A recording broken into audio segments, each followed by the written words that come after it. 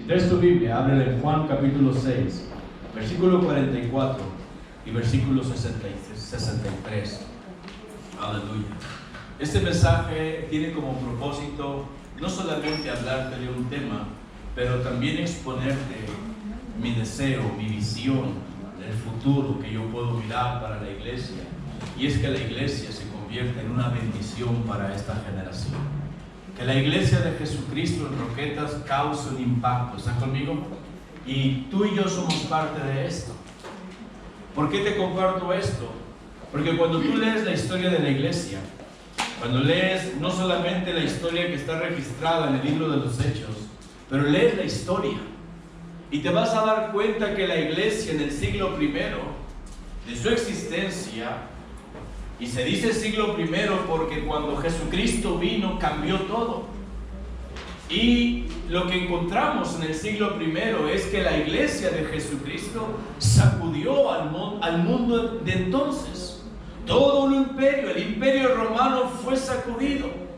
Fue algo que no simplemente se puede describir con palabras, pero a pesar de que la iglesia sufrió unas horribles persecuciones por diferentes emperadores, y algunas de esas persecuciones fueron muy crueles, miles y miles de creyentes dieron su vida, pagaron con su propia sangre el solo hecho de creer en Jesucristo. Pero al final de cuentas todo el imperio fue sacudido y nos encontramos de alguna manera, amén, en la palabra de Dios. Yo puedo leer en el libro de los Hechos unas referencias bíblicas de la cual podemos tomar de manera simbólica y literal lo que sucedió en el siglo I, cuando la iglesia de Jesucristo comenzó en esta mañana.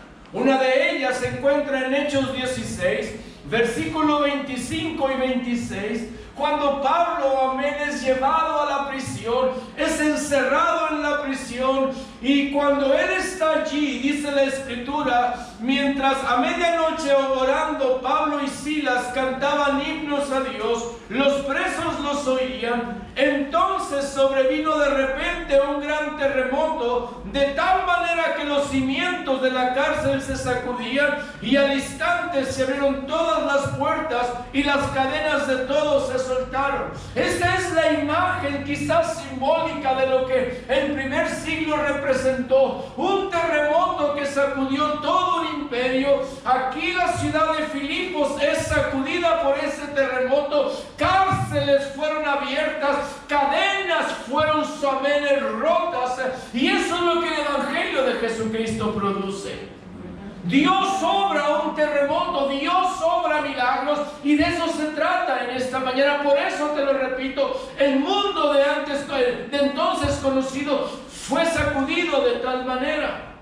La otra expresión está en Hechos 17, versículo 6, cuando Pablo ha llegado a Tesalónica, y cuando comienza ese sacudimiento también, la gente de Tesalónica levanta su clamor y dice estas palabras: pero no hallándolos, trajeron a Jasón y algunos hermanos ante las autoridades de la ciudad, gritando: estos que trastornan el mundo entero también han venido acá. Estos que están sacudiendo nuestra cultura, estos que están sacudiendo el mundo han venido acá.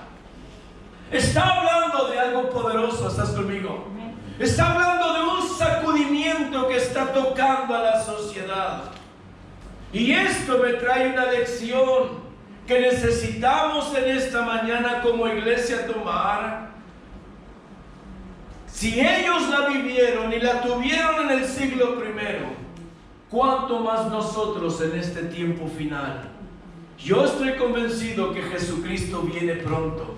Que todo esto que estamos viviendo, toda esta pandemia, todo este efecto global, todas las naciones del mundo en un mismo, amén, dirección, las mismas palabras que los líderes y gobernantes de España dijeron hace meses, son las mismas que tú escuchas repetir en los líderes políticos de Argentina, de Brasil, las mismas, como si se estuvieran poniendo las mismas palabras. Y cuando están saliendo las mismas palabras, vamos a una nueva normalidad, vamos a una nueva normalidad. Lo escuché aquí en España, lo estoy escuchando en Estados Unidos, lo estoy escuchando en México, lo estoy escuchando en Argentina. Es lo mismo. Todo el mundo sacudido por una pandemia, y me lleva a una conclusión: el Señor Jesucristo viene pronto. Amén. El Señor Jesús viene pronto. Amén. Y si la primera generación de la iglesia sacudió al mundo entero, en esta mañana nosotros necesitamos el poder que ellos tuvieron. Y Jesús, en las dos escrituras que vamos a leer, nos está dando la clave para esto.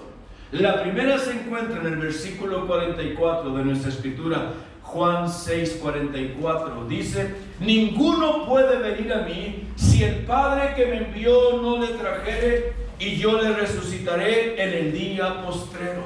Lo primero es venir a Jesucristo. Lo primero es venir y ser salvos. Lo primero es venir y entender que el único que nos da salvación es Jesucristo.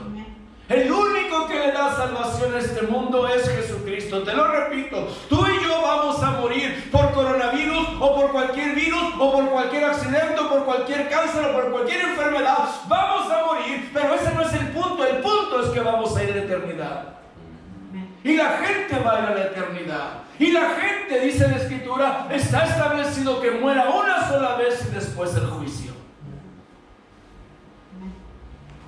Así que Jesús está diciendo, la primera clave es que vengas a Él para que Él te resucite en el día postrero, en el último día.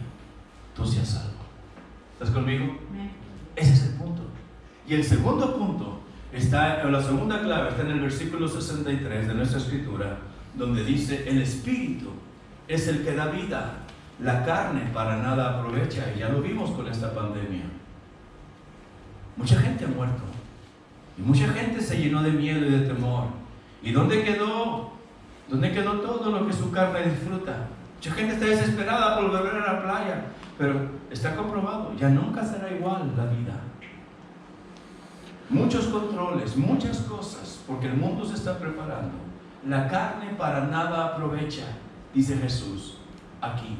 El Espíritu es el que da vida. Y luego cierra con esto: las palabras que yo os he hablado son espíritu y son vida.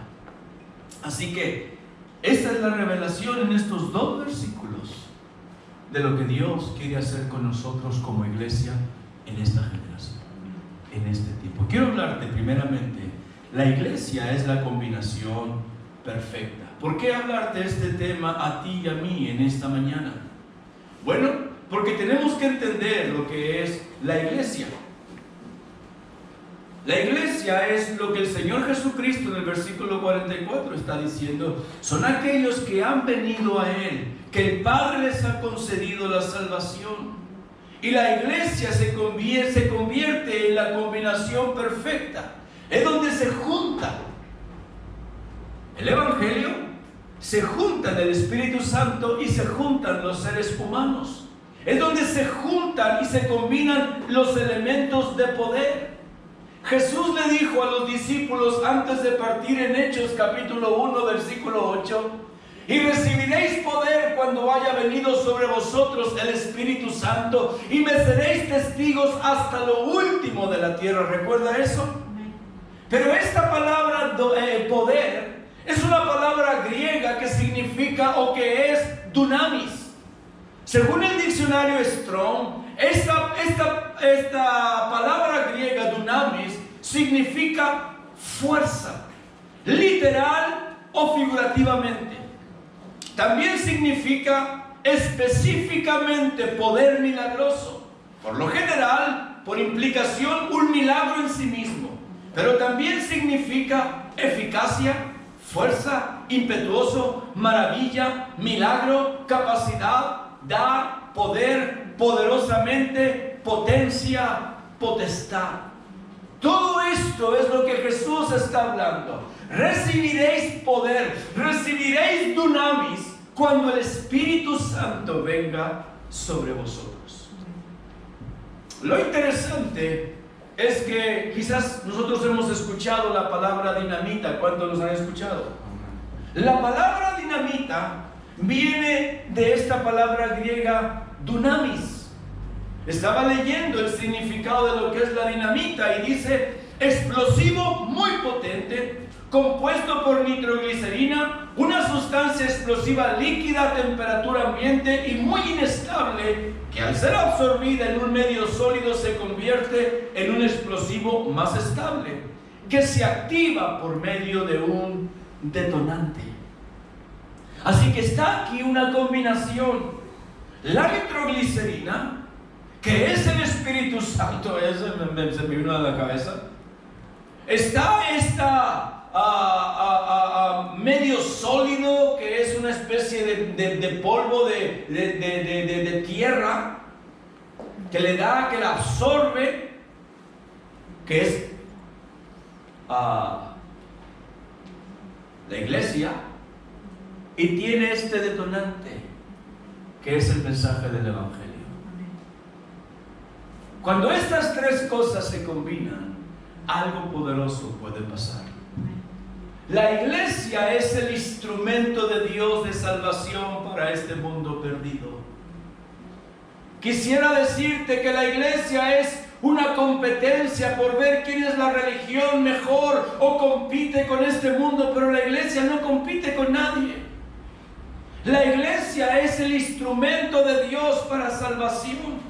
Y dentro de ella, el Evangelio y el Espíritu Santo se combinan con los seres humanos y causa un impacto. Estamos hablando de una combinación de fuego en esta mañana. Una explosión de dinamita es fuego.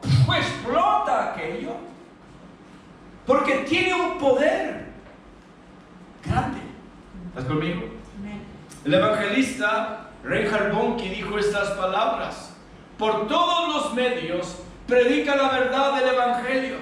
No hay tarea más noble y mejor comisión que esta. Pero sin el poder del Espíritu Santo es reducida a meras palabras, hechos, historia y comentario. Y es verdad.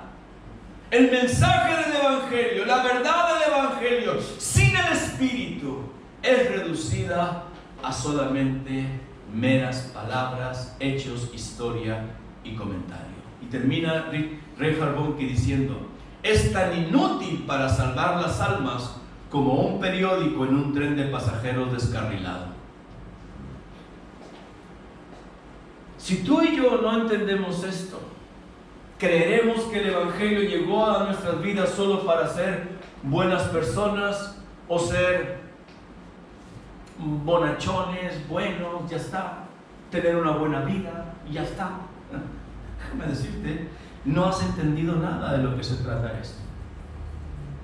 Jesús está hablando en nuestras dos escrituras de la clave para nosotros para producir un impacto en nuestra generación. ¿Estás conmigo?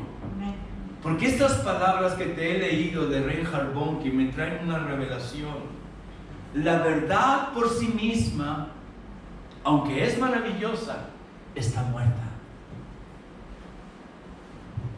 ¿Cuántas verdades hay aquí? Y la gente las puede saber y leer la Biblia como un libro de estudio o un libro histórico y ya está. Pero esa verdad por sí misma, aunque es maravillosa, está muerta para esa persona. No cambia su corazón, no cambia su vida, no cambia su forma de ser. Simplemente lo puedo comparar como el carbón, almacenado. El carbón es un instrumento, amén, que se utiliza para producir energía. El carbón, en combinación con el fuego, puede causar que toda una locomotora avance y recorra grandes distancias. Pero si ese carbón está almacenado allí y nunca se combina con el fuego, no sirve para nada. ¿Estás conmigo? Simplemente está allí. Necesita combinarse con el fuego, porque cuando se combina con el fuego, suelta esa energía Y es lo que la palabra de Dios, es lo que la Biblia necesita en esta mañana: el fuego del Espíritu Santo. La iglesia es la combinación perfecta. Los discípulos, que cuando vieron morir a Jesús, se quedaron tan frustrados, tan decepcionados, dice la Biblia, que 2 de ellos iban camino a Emaús, tristes, agobiados, cabizbajos quizás. El Señor viene a ellos. Era tanto su pesar, estaban tan apesadumbrados allí que ni se enteraron que Jesús iba con ellos. Y caminaron un trecho largo y nunca pudieron darse cuenta de que Jesús estaba con ellos a su lado y que el Señor les hacía preguntas. Y cuando el Señor hace como que va de largo, lo invitan y se sientan con Él a la mesa. Entonces es cuando sus ojos fueron abiertos. Pero caminaron quizás muchos minutos, lo escucharon. Pero me llama mucho la atención las palabras que ellos confiesan en Lucas 24:32. Se decían el uno al otro: ¿no ardía nuestro corazón en nosotros mientras nos hablaba en el camino y cuando nos abría las Escrituras? Ellos pudieron recibir el fuego, amén, pero no solamente el fuego. La palabra de Dios comenzó a arder en ellos cuando Jesús les comenzaba a hablar, a testificar de que estas cosas eran necesarias. Por eso el versículo 63 de nuestra escritura dice: las palabras que yo os he hablado son espíritu y son vida. Jesús no quiere que tú solamente tengas conocimiento de esto, pero que se combine con el poder del Espíritu Santo. En otras palabras, Dios desea bautizarte con el Espíritu Santo. Dios desea llenarte con su Espíritu, porque el mensaje que Jesús predicaba eran más que simples palabras, eran más que simple teología o simple ideología religiosa. Las palabras de Jesús cambiaban el corazón de la gente, traían vida, traían convicción. Había en ellos una convicción que estaban dispuestos a dejar su pecado, estaban dispuestos a dar un giro completo a su vida. ¿Por qué? Porque las palabras de Jesús cambiaban sus vidas. Y el mensaje del Evangelio no ha cambiado. Y el poder del Evangelio no ha cambiado. ¿Estás conmigo? Dios sigue cambiando la vida de mucha gente en todo el mundo todavía. Porque la iglesia de Jesucristo se combina con el fuego de Dios y el mensaje del Evangelio, y algo poderoso sucede. Quiero hablarte segundamente el secreto del Evangelio. Este es el secreto. Quiero que entiendas que la iglesia de Jesús y el mensaje del Evangelio no es una estrategia humana. No estamos aquí para venderte un producto. No estamos aquí para hacer mercadería o ofrecerte una terapia, amén, quizás como la nueva era nos vende terapias y nos ofrece, amén, ayuda y superación positiva y superación personal, o tienes secretos ocultos, místicos o cosas semejantes. Este no es el plan. Estamos hablando en esta mañana de palabras vivas, de palabras que tocan las fibras más íntimas y más delicadas del alma humana. Estamos hablando de que cuando venimos a la iglesia, amén, la palabra de Dios nos puede hablar. De repente nuestro corazón queda abierto, queda descubierto. ¿Cuántas veces nos encontramos en la iglesia? ¿Cuántas veces preguntamos y decimos: ¿quién le dijo al pastor lo que yo estoy hablando, lo que yo estoy viviendo? ¿Quién fue el chivato que fue a él? ¿Nunca te has encontrado en esa situación? Y me ves con malos ojos y lo está hablando por mí. Seguro alguien le chivateó. Nadie necesita chivatearme nada. ¿Sabes por qué? Porque la palabra de Dios es viva y eficaz. Dice Hebreos capítulo 4, versículo 12 y 13. Porque la palabra de Dios es viva y eficaz y más cortante que toda espada de dos filos, y penetra hasta partir el alma y el espíritu, las coyunturas, los tuétanos, y discierne los pensamientos y las intenciones del corazón. Versículo 13. Y no hay cosa creada, ninguna cosa creada, que no sea manifiesta en su presencia. Antes bien, todas las cosas están desnudas y abiertas a los ojos de aquel a quien tenemos que dar cuentas. Nadie tiene que chivatearte. El Señor ya te conoce. Y el Señor conoce tus más íntimos pensamientos. Y lo que estás planeando y lo que estás pensando y lo que ya de antemano has puesto en tu corazón que vas a hacer. ¿Podrá el pastor predicar un sermón? ¿Podrá el pastor darte unas palabras? Pero tienes que entender que muchas veces no es porque el pastor sea brujo, sino porque la palabra de Dios te está descubriendo.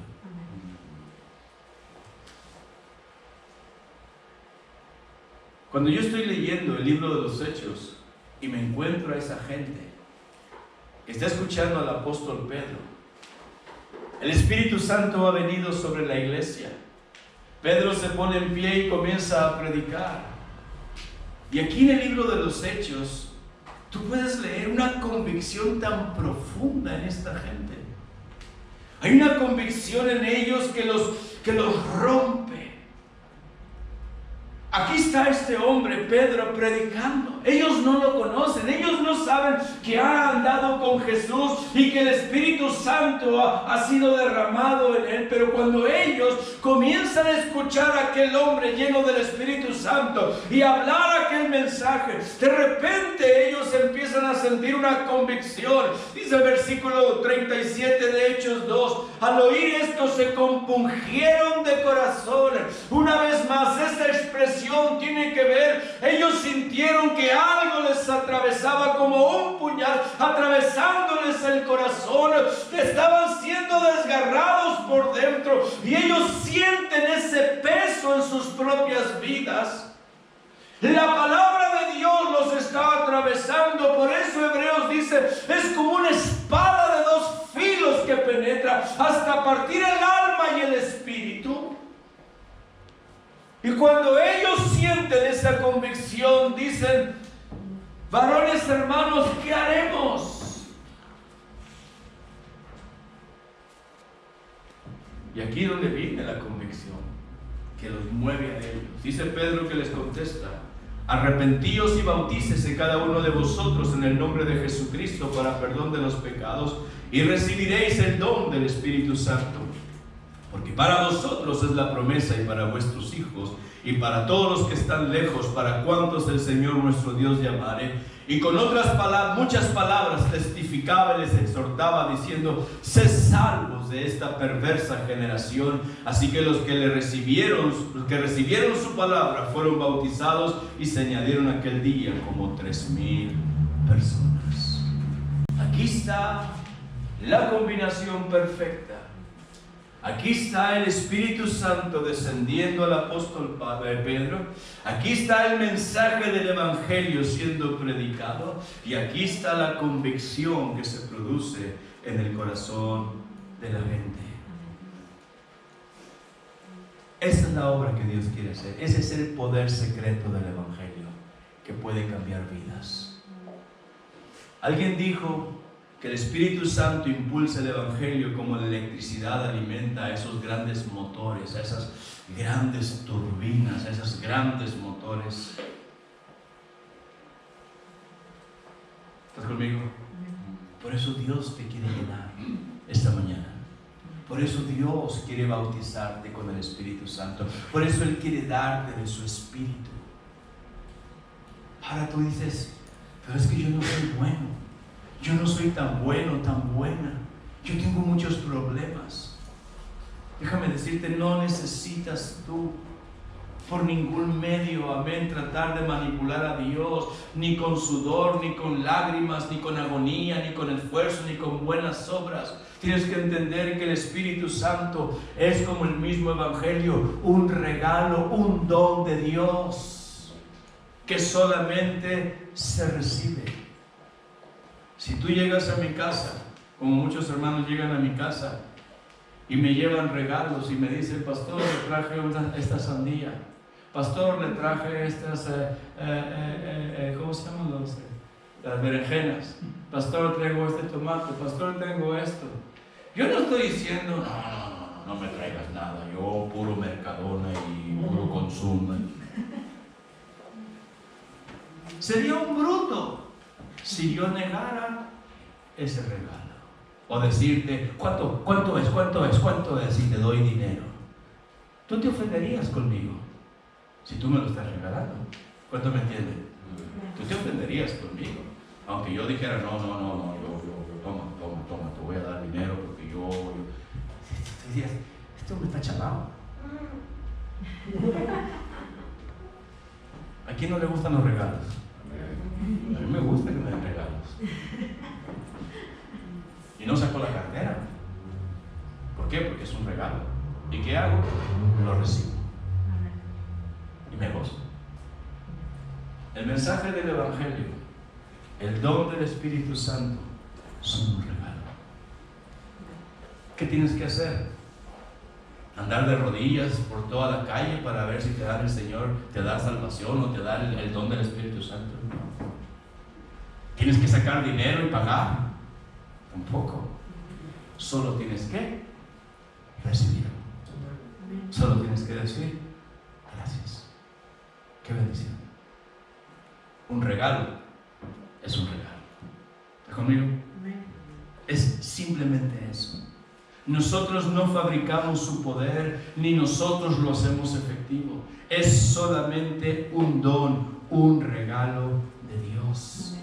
Jesús dijo en Lucas 11, versículo 13, pues si vosotros siendo malos sabéis dar buenas dádivas a vuestros hijos, ¿cuánto más vuestro Padre Celestial dará el Espíritu Santo a los que se lo pidan?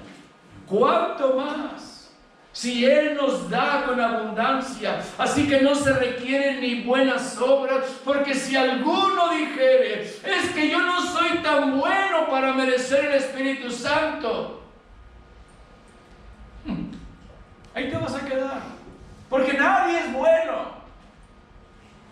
Si Él no los da, es porque lo necesitamos y no lo podemos ganar. ¿Estás conmigo? Quiero llevarte a mi tercer punto. Hagamos real esta combinación. ¿Cuál es mi deseo y cuál es mi meta en esta mañana al predicarte este sermón?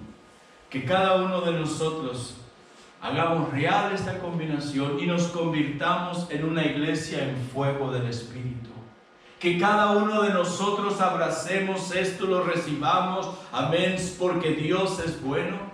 Pero tenemos que recordar que sin el poder del Espíritu Santo, el Evangelio es algo vacío e inefectivo, no funciona. No se trata en esta mañana de vivir una religión más. España está cansada de religión. España está cansada de palabras. Necesita hechos.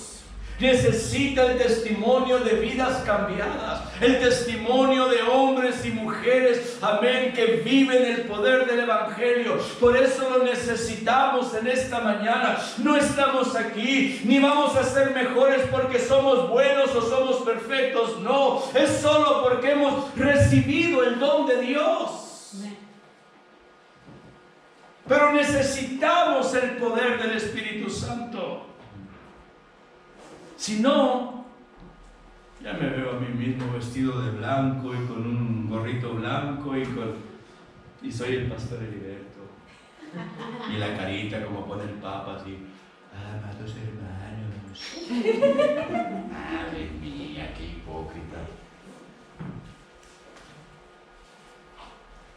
¿Cuántos saben que esa no es la voluntad de Dios? La voluntad de Dios es que seamos tan naturales como somos y que tengamos el poder para predicar el Evangelio, el poder para enfrentar la vida sin amargarnos. El poder de Dios que transforma vidas. Recuerda, el Evangelio no es un invento o un encargo humano.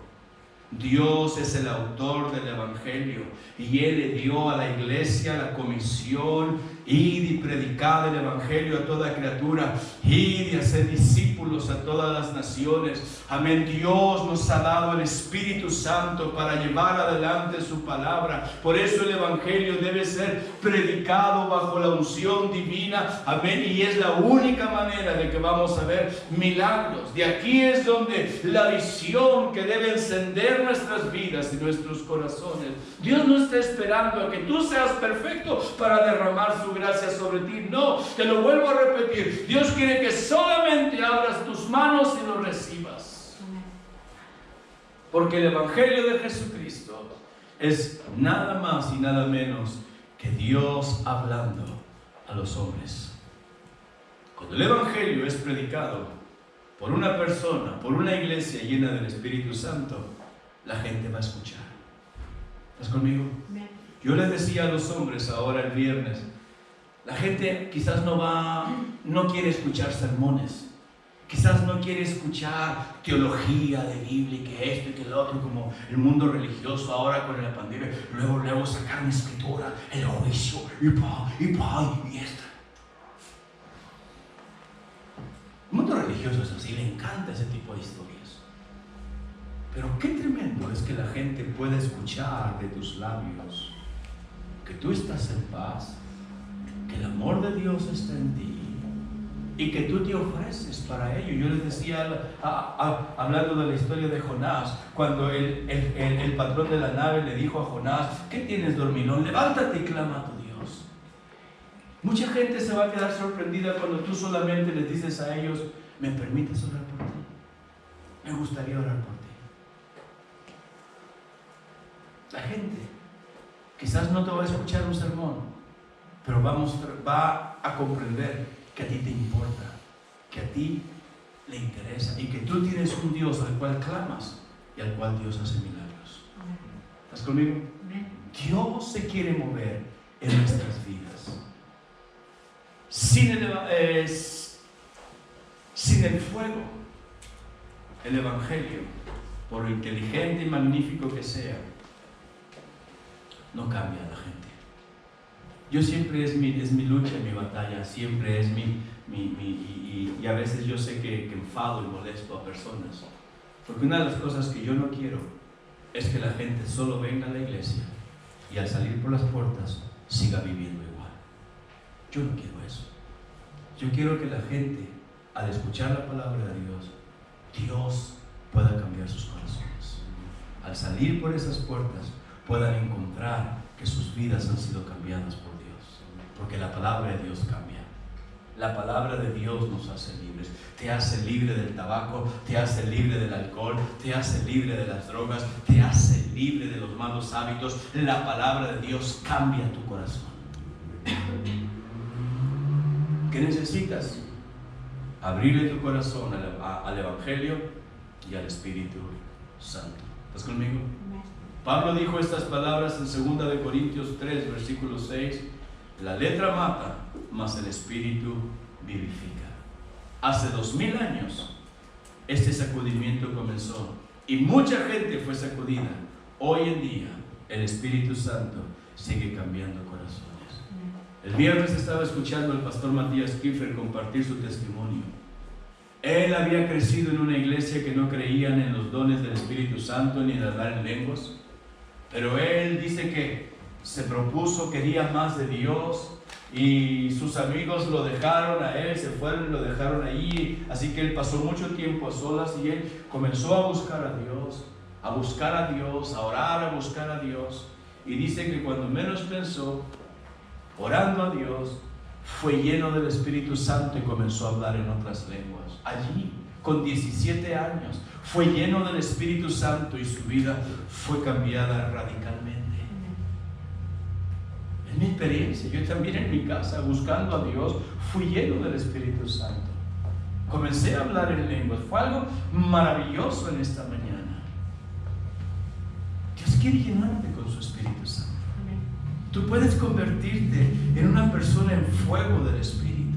Esta iglesia puede convertirse en una iglesia en fuego del Espíritu. Vivimos en un mundo espiritualmente frío y oscuro, y la única manera de vencerlo es con esto.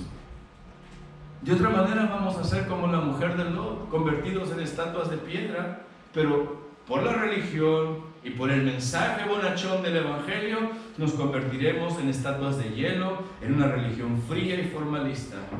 Pero no es la voluntad de Dios. ¿Está conmigo? Amén. No es la voluntad de Dios. Dios quiere que nos encendamos en fuego para Dios. Cierro con esta escritura, Isaías capítulo 6, versículos 6 al 8.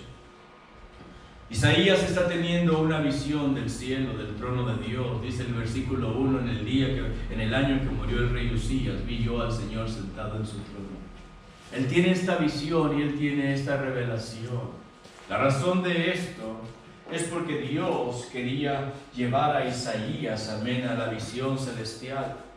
Isaías, amén, como muchos de nosotros, podía sentirse condenado, porque cuando él vio aquello, dijo: ¡ay de mí! Amén, que tengo labios inmundos y habito en medio de pueblo con labios inmundos y vivo en medio de esto. Él mismo se consideró tan poca cosa. Él mismo se sintió como que no era capaz, como que no era la persona que él podía responder a Dios. Pero dice que uno de los ángeles, amén, tomó un altar encendido del altar de Dios y lo puso en sus labios y dijo: ahora es perdonado tu pecado, ahora es quitada tu culpa.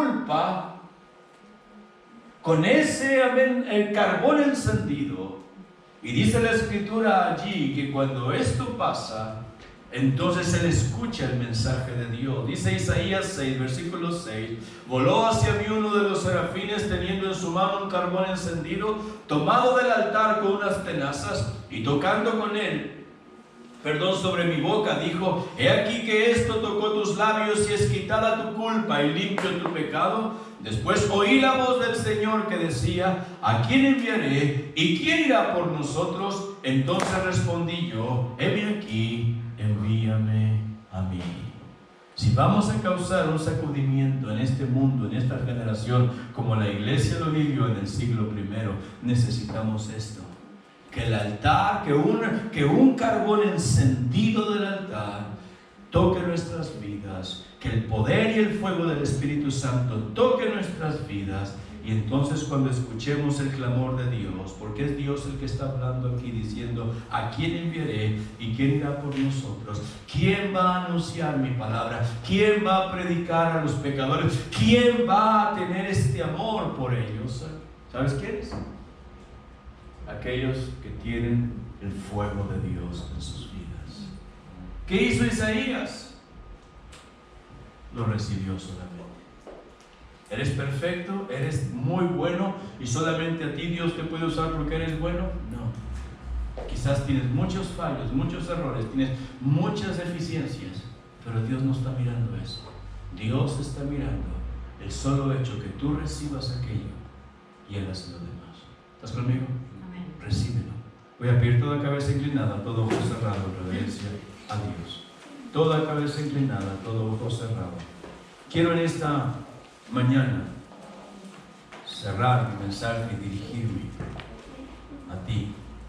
Yo no sé si tú ya has hecho una decisión de recibir a Jesucristo, pero el texto que habla, amén, que te leí, las dos escrituras, primero el versículo 44. Ninguno puede venir a mí si el Padre que me envió no le trajere, y yo le resucitaré en el día postrero. Lo primero que necesitamos es la salvación. Necesitamos a Jesucristo.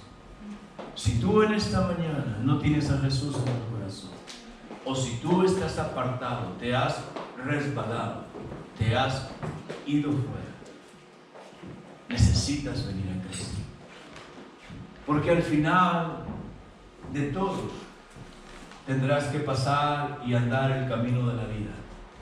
Es decir, como todo ser humano, moriremos, morirás. Quisiera decirte que tú te quedarás aquí eternamente, pero te mentiría. Puede que mueras viejo, puede que mueras joven. Puede que seas hombre, puede que seas mujer. No hay diferencia. Todos vamos a morir. Así que el punto es venir a Jesucristo. Si tú en esta mañana no has entregado tu vida a Jesús, quiero dar primeramente esa oportunidad. O si tú estás apartado, estás resbalado, estás lejos, un día caminabas con Dios, pero hoy estás lejos. Razones, circunstancias hay suficientes para haberte apartado, pero el punto es volver a Jesús, volver a Él, para que en el día postrero Él pueda resucitarte. De otra manera, te perderás eternamente. Eso es lo que dice la palabra de Dios. Así que tú tienes una oportunidad esta mañana de ponerte bien con Dios, de decir: Señor, he pecado. Isaías dijo: ay de mí, que siendo hombre con labios inmundos y habitando en medio del pueblo con labios inmundos, han visto mis ojos al Rey. Isaías sufrió el dolor del pecado en su alma y se arrepintió. Aquellos hombres que escucharon a Pedro dijeron, como si un puñal fuera atravesado en su corazón: oh varones, ¿qué haremos? Porque sus corazones se dolieron. Y Pedro les dijo: arrepentíos y convertíos